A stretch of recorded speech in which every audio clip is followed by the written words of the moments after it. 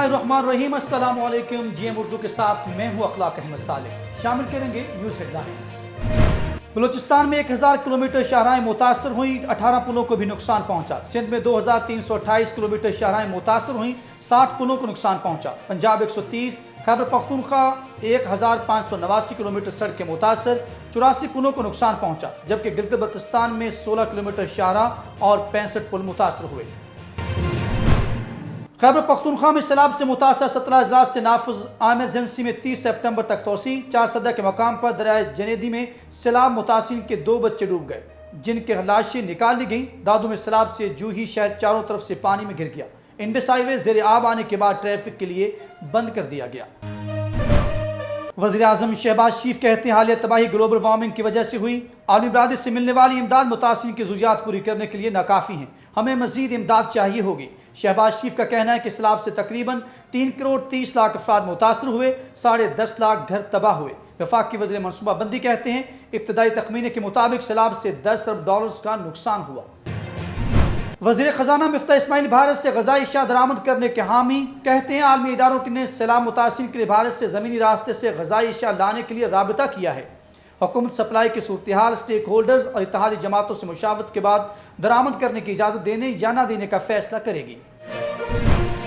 अमरीकी वज़ीर ख़ारजा का कहना है कि पाकिस्तान तबाहकुन सैलाब से दोचार है, हम इस मुश्किल वक्त में पाकिस्तान के साथ खड़े हैं।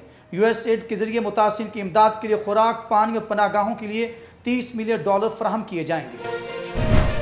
तौहीन अदालत केस में इस्लामाबाद हाई कोर्ट का इमरान खान को 7 दिन में दोबारा जवाब जमा कराने का हुक्म। पेशी की मौका पर सख्त सिक्योरिटी के इंतजामात, अदालत में स्टाफ को महदूद नक्ल व हमल की इजाज़त, शहरियों के लिए मुतबादल रास्तों का बंदोबस्त किया गया। फवाद चौधरी कहते हैं अभी तो इमरान खान ने अवाम को रोका हुआ है, अदालती फैसला खिलाफ आया तो फिर फैसला आवाम करेगी।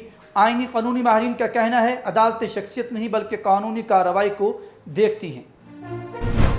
साबिक सोवियत रहनुमा मैखोल गोर्बाचोव 51 बरस की उम्र में दुनिया फ़ानी से कूच कर गए। गोर्बाचोव काफ़ी अरसा से बीमार थे। 1985 में इक़्तिदार संभाला। इस्लाहात मुतारफ़ करवाने और मगरब से ताल्लुकात बहाल करने के लिए जाने जाते हैं, लेकिन वो 1991 में सोवियत यूनियन को बिखरने से रोक नहीं सके। एशिया कप में पाकिस्तान और हांगकांग के मैच में कौमी टीम में तब्दीलियों का इम्कान। फास्ट बॉलर नसीम शाह और हारिस रऊफ को आराम देने की तजवीज़ ज़ेर गौर, उनकी जगह हसन अली या मोहम्मद हसनैन लाया जा सकता है। दोनों के दरमियान ग्रुप मैच जुमा को होगा। और PCB ने पाकिस्तान जूनियर लीग की टीमों के नामों का ऐलान कर दिया। 6 अक्टूबर से इवेंट का आगाज़ होगा। अंडर 19 डोमेस्टिक क्रिकेट टूर्नामेंट में 6 टीमें हिस्सा लेंगी। टीमों में बहावलपुर, गुजरांवाला, गवादर, हैदराबाद, मर्दान और रावलपिंडी शामिल हैं। हेडलाइंस आप जान चुके, खबरों की तफसील एक ब्रेक के बाद। हमारे साथ ही रहिएगा।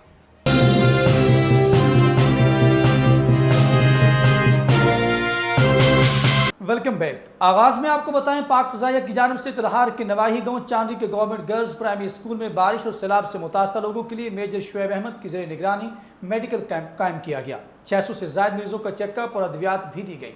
पाक फ़ज़ाइया के मेजर शुएब ने बताया कि तलहार के मुख्तलिफ देहात में इमदादी कैंप कायम किए गए हैं। मुतासिरीन में पका हुआ खाना, खैमे, कपड़े, रोज़मर्रा की दीगर अशिया बिला तफरीक सुबह शाम तकसीम की जा रही हैं। मुसीबत की इस घड़ी में अपने भाइयों को अकेला नहीं छोड़ेंगे। हमारे अफसान की तरफ से सख्त हिदायत हैं, अपने मुतासर भाइयों की भरपूर मदद भी करेंगे।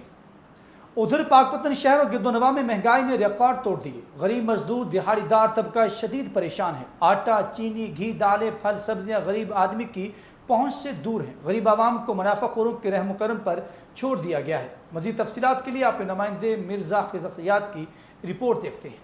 पाकपतन के इलाका बुंगायात में दिन ब दिन नाजायज़ मुनाफाखोरी हद से बढ़ने लगी। मुनाफाखोर आए रोज़ अपनी मन मर्जी के रेट से मसनूई महंगाई का तूफ़ान बर्पा करके आवाम की कमर तोड़ दी।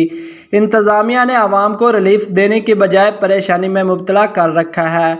नोटिस लेने की बजाय इन मुनाफाखोरों को लूट मार की खुली छुट्टी दे रखी है। आटा, घी, चीनी, दालें, सब्जियां और दीगर अशिया खुर्द व नोश की कीमतें आसमान से बातें करने लगीं। एक ही दिन में एक चीज़ कई रेटों में मिलती है, जबकि प्राइस कंट्रोल कमेटियां अपना किरदार अदा करने से गुरेज़ा हैं, जिसकी वजह से शहरी नाजायज़ मुनाफाखोरों की वजह से सख्त परेशान है। शहरियों का कहना है कि अल्लाह हुकाम इन नाजायज़ मुनाफाखोरों के खिलाफ कानूनी कार्रवाई करे ताकि शहरियों की मुश्किलात कम हो सके।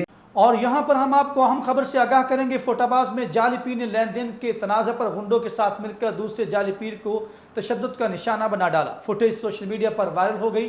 مزید تفصیلات جاننے کے لیے ہم نے رابطہ کیا اپنے نمائندے عامر سلطان سے۔ جی عامر سلطان، کیا معاملہ ہے اور جعلی پیر کیوں آپ سے باہر ہو گیا؟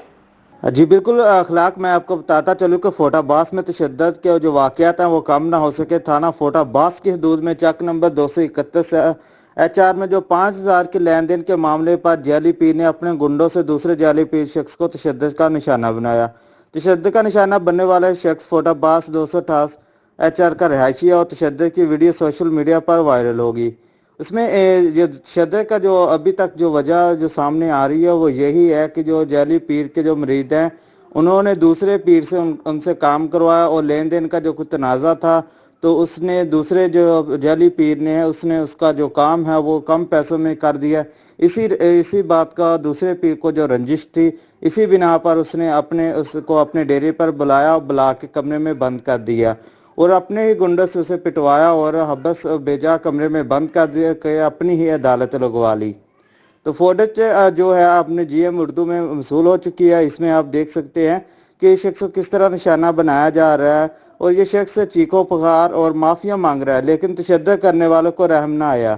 جبکہ واقعہ سوشل میڈیا پر وائرل ہونے کے بعد پولیس بھی حرکت میں آ گئی اور ان کے خلاف مقدمہ بھی درج کر لیا گیا ہے، لیکن ابھی تک تاحال کسی بھی ملزم کی گرفتاری نہ ہو سکی۔ آگے بڑھتے ہوئے آپ کو بتائیں، اسلامی پانی انڈس ہائی وے پر اوور ٹاپ ہونے پر اور ہیوی ٹریفک پھنس جانے سے موٹر پولیس نے لاڑکانہ کراچی انڈس ہائی وے مزید ٹریفک کے لیے بند کر دیا ہے۔ انڈس ہائی وے زیر آب آنے کے بعد ٹریفک کے لیے بند کر دیا گیا۔ سامان کی سپلائی رک گئی، غذائی قلت اور دیگر مشکلات کا سامنا۔ نیشنل ہائی وے GT روڈ کنیارو اور نوشہروں کے مقام پر پہلے ہی بند کر دی گئی تھی، جس سے چھوٹی بڑی ٹریفک کا سارا دباؤ انڈس ہائی وے سہون، دادو، لاڑکانہ سے سکھر کی جانب تھا۔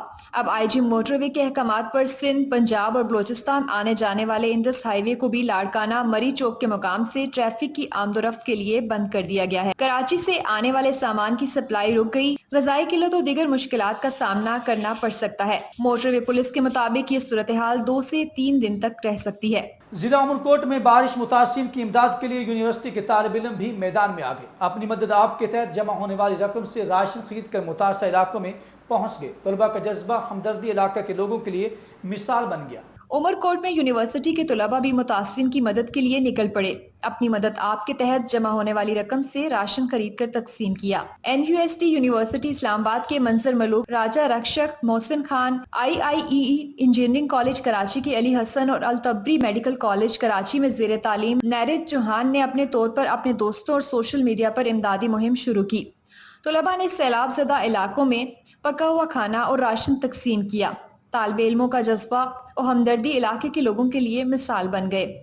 رخ کریں گے ہارون آباد کا، جہاں وائٹل گروپ کے سربراہ محسن ہارون آباد حاجی سعید احمد نے اسسٹنٹ کمشنر الرحمان بلوچ کے ہمراہ وائٹل دسترخوان میں پریس کانفرنس کرتے ہوئے کہا کہ ہمارے ملک کو اس وقت سیلاب اور بارش کے ہاتھوں انسانی علمے کا سامنا ہے۔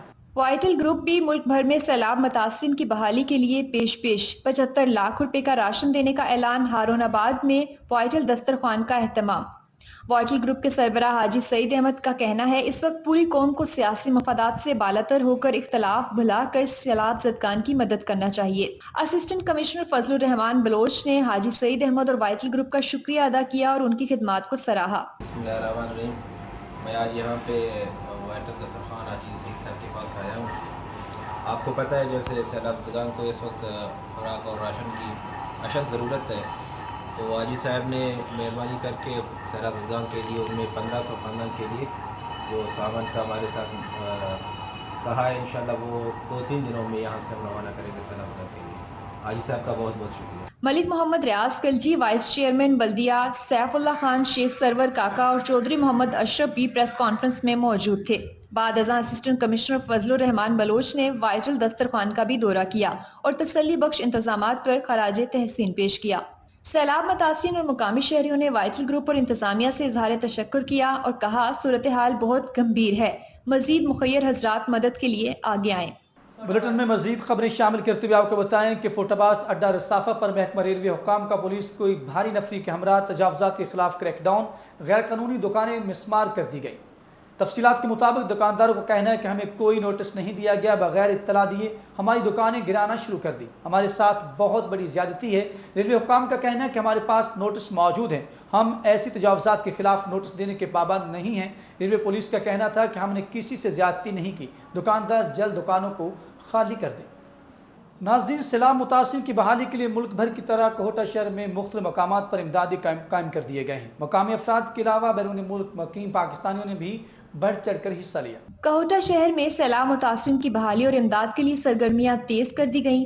مختلف مقامات پر امدادی کیمپ قائم، نقدی اور سامان جمع کیا گیا۔ سیلاب متاثرین بحالی کے لیے پاک آرمی کے جوان، مقامی صحافیوں، پوٹوہار ویلفیئر ٹرسٹ، جماعت اسلامی کے رہنماؤں، جمعیت طلباء اسلام کے کارکنوں اور مرید عوام نے امدادی سامان اکٹھا کیا۔